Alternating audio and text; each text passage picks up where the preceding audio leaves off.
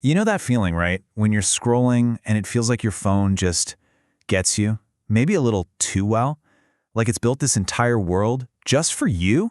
Well, let's get into that, because that feeling, it's right at the center of everything we do online. So, listen to this quote. It's actually from a story about a digital afterlife, which is kind of creepy, but wow, doesn't it just nail that feeling of the infinite scroll? That mix of comfort and, I don't know, weirdness, where every single thing that pops up feels like it was hand-picked just for you. So, that brings us to the perfectly tailored feed. And the big question is, why? Why does your screen seem to know you so well? How is it possible that our digital lives are so perfectly, endlessly customized? It really feels like it's reading your mind, doesn't it? Well, here's the thing. It is absolutely not an accident. It's not magic, it's science. A very deliberate, very powerful science, and it's all been engineered for one single reason: to grab your attention and never, ever let it go. Okay, now we get to the really good stuff: engineering your engagement.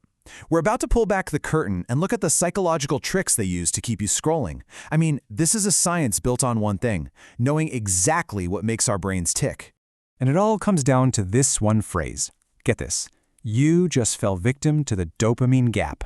That is the key. It's a term that scriptwriters and creators use, and honestly, it describes a psychological hook that is almost impossible for our brains to fight. So what in the world is the dopamine gap? Okay, picture this.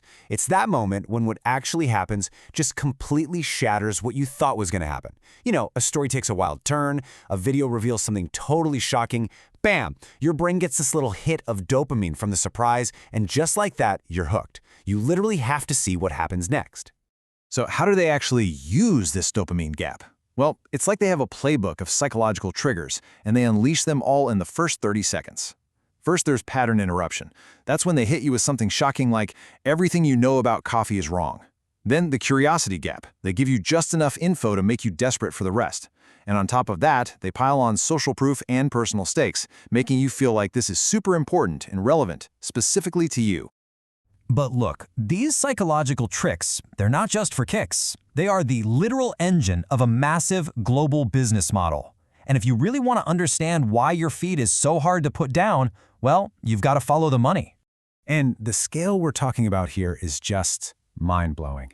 In early 2024, Meta, the company that owns Facebook and Instagram, was valued at over $1 trillion. Let that sink in. And almost all of that value is built on one thing: their ability to get your attention and keep it. This quote from an early investor in Facebook, it says, everything. For Google and Facebook, you are the fuel. Think about that. In this model, you are not the customer. Your clicks, your likes, your data, your time, you are the product. You're the fuel that powers the whole machine. All that engagement gets bundled up and sold to advertisers so they can hit you with super targeted ads. And the more you scroll, the more fuel you're providing. Okay, but what happens when you have a trillion-dollar industry that's built to get your engagement at any cost?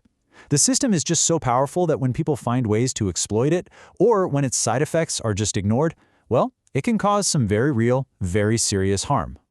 And we've seen it happen. As platforms like Instagram basically became the center of the universe for a lot of young people, researchers started noticing some really alarming trends. The data started to show these sharp drops in teen mental health that lined up perfectly with the explosion of social media.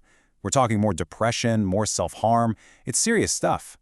And maybe one of the most disturbing examples of this kind of exploitation is something that got the name Elsagate.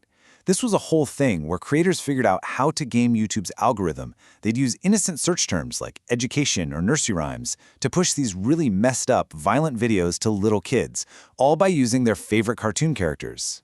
And the stuff in these videos, it was pure nightmare fuel. I'm talking about beloved characters like Elsa from Frozen or Spider-Man being put in these awful situations. We're talking painful-looking dentist visits, weird injections, even violent and sexual scenarios. It was all designed to be just shocking enough to hook a kid's attention and sneak past any of the safety filters. So, okay, besides those really extreme examples, there's also this more subtle feeling that these systems create in pretty much all of us. And it turns out there's actually a name for that weird stress you get from your feed. Yup, researchers call it algorithmic anxiety. And it's exactly what it sounds like. It's that stressful feeling you get when you have no idea why you're seeing certain content. Like, why is my entire feed suddenly about deep-sea fishing? It makes you second-guess if the algorithm even gets you at all. And then you start wondering, what is this doing to me? Is this changing what I like?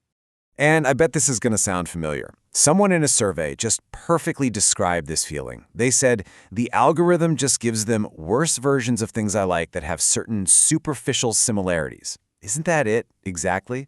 The algorithm sees one tiny thing you liked and just misses all the nuance. So you end up feeling totally misunderstood by the one machine that's supposed to understand you better than anyone.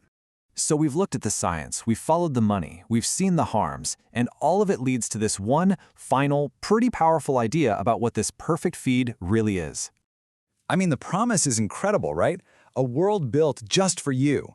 An endless stream of stuff that's perfectly matched to your every whim, every interest. A reality designed from the ground up, exclusively for you. But that leads to the final, critical question. The algorithm creates a world so perfect, so tailored to you, that it's almost impossible to look away. But if that world is specifically designed to keep you there forever, is it a paradise?